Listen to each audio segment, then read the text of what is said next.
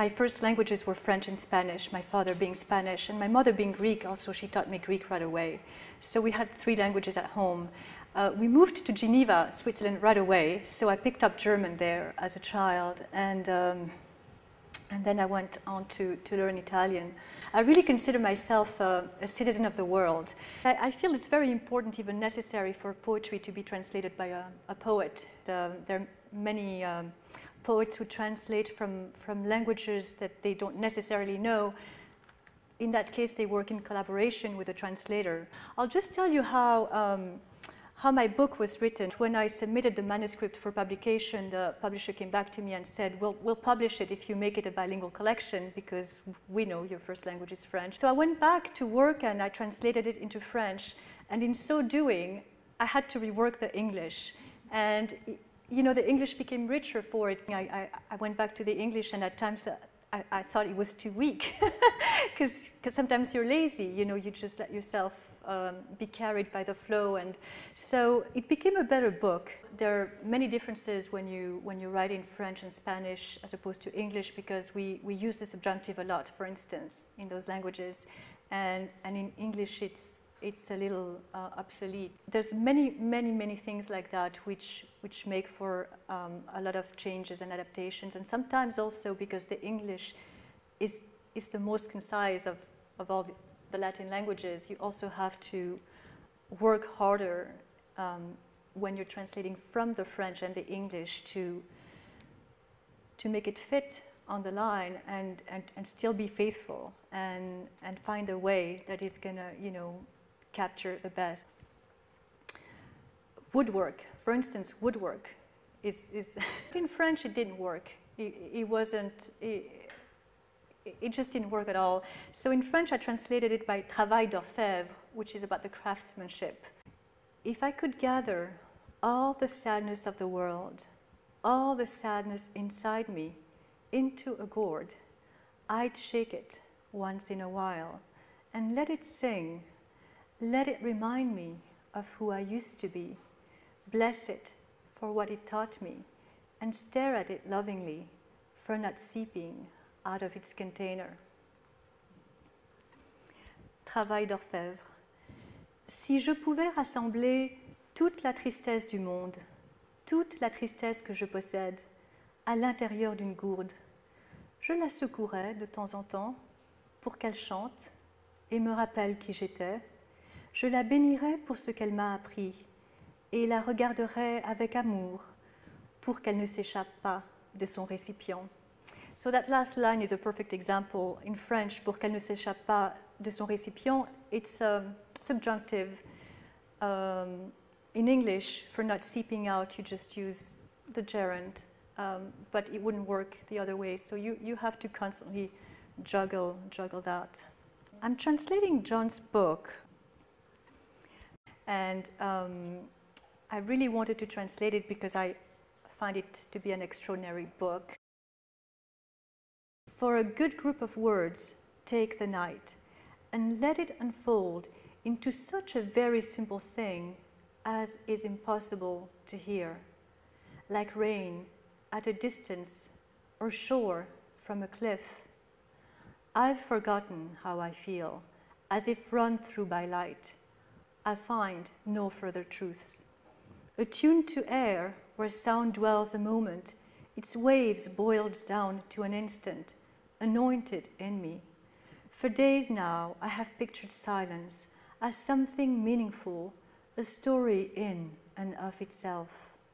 There, in the loneliness, should be a song, and here, right here, could go murmurs or whispers of footsteps forever. I walk by the ocean where no flowers grow because they couldn't bear the beauty. I find a white stone that was a mountain when I was a star. It reminds me we'll all be sand one day, so I let go, but we are moved. Then this woman wades in the tide. She is part of the sunset, the clouds, the ocean. The whole horizon wraps around her, sending me telepathic thoughts of wonder and hope, till I can't help but listen for God.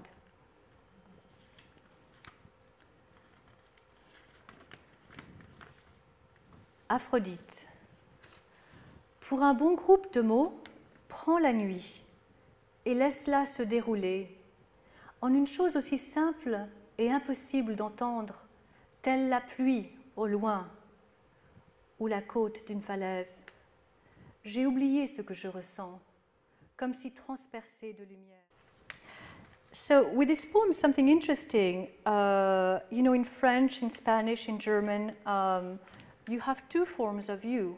You have a formal you, which is the same as the plural you, and then you have the intimate you or the casual you. So in French, tu et vous, it's you in English. Tu, you stay, or ustedes, y vosotros in Spanish, or du, or ihnen in German. So when you have you in a poem, you have to make the decision, you know, which one it is. So this is really, all the book is like a prayer book, and there's a sense of intimacy. So this is why it's the tu, it's the intimate, it's the personal you that I used. Then, you know, when you have a word where it has two meanings, right? But we are moved, right? It reminds me, we'll all be sand one day, so I let go, but we are moved. So yes, I translated, nous sommes émus, we are moved, but the English has the moving in it as well, which in French, you had to make a choice. And it's contained in it because émouvoir, to be moved, has emotion in it, and emotion has motion in it. So it is within the word, but it doesn't have that play on it that the English has. Dorian asked me to translate her book, What We Carry. Her style is very American and very, very different from how one would you know, express oneself in French. Beginnings are brutal, like this accident of stars colliding, mute explosions of colorful gases, the mist and dust that would become our bodies, hurling through black holes, rising, muck-ridden, from pits of tar and clay. Back then, it was easy to have teeth, claw our ways into the trees. It was accepted. The monkeys loved us, sat on their red asses, clapping and laughing. We've forgotten the luxury of dumbness, how once we crouched naked on an outcrop of rock, the moon huge and untouched above us, speechless. Now we talk about everything, incessantly, our moans and grunts turned on a spit into warm vowels and elegant consonants. We say plethora, demi-tasse, ozone, and love. We think we know what each sound means.